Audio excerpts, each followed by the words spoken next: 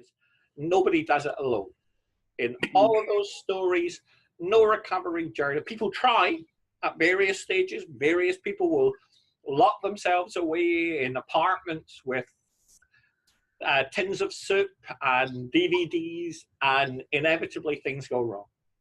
Recovery for me has three kinds of meanings. There's a personal journey of change and growth.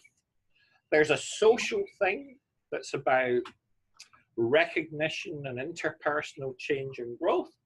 And then there's the third level, which in some ways is the most interesting thing, which is recovery as a kind of social movement for change, almost akin to gay rights, as a kind of equality movement that's about championing something that I think has had a stigmatized status and people are still incredulous of.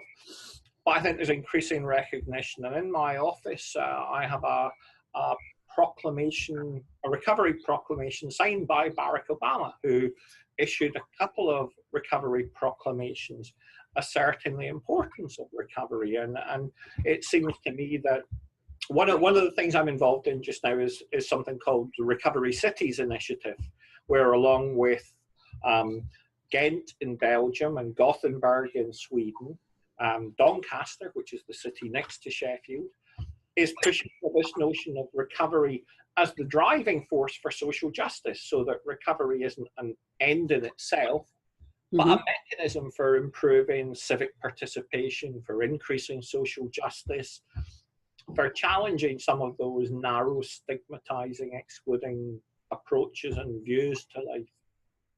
When people start recovery journeys, typically because they are sick of the life and the lifestyle, and then a trigger event occurs that makes them decide they're going to initiate that process.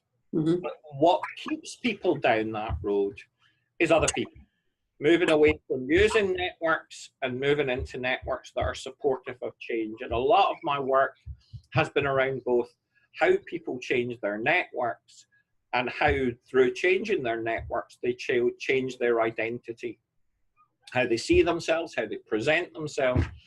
But to some extent, that process is scaffolded by societal responses, so that if society effectively bars them, stops people getting good jobs, good houses, college courses, then there are limits to what is possible. And so something that we know from people trying to get back after a life of crime is there's this three-part process. One is the personal change, the second is the social change and acceptance, and the third is the societal reintegration and reabsorption.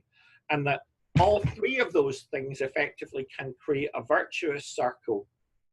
Go to KillibyCenter.com, Radical Recovery Summit, for access to the interviews. You can watch them free online for 48 hours after they air, or you could purchase an all-access pass. KillibyCenter.com.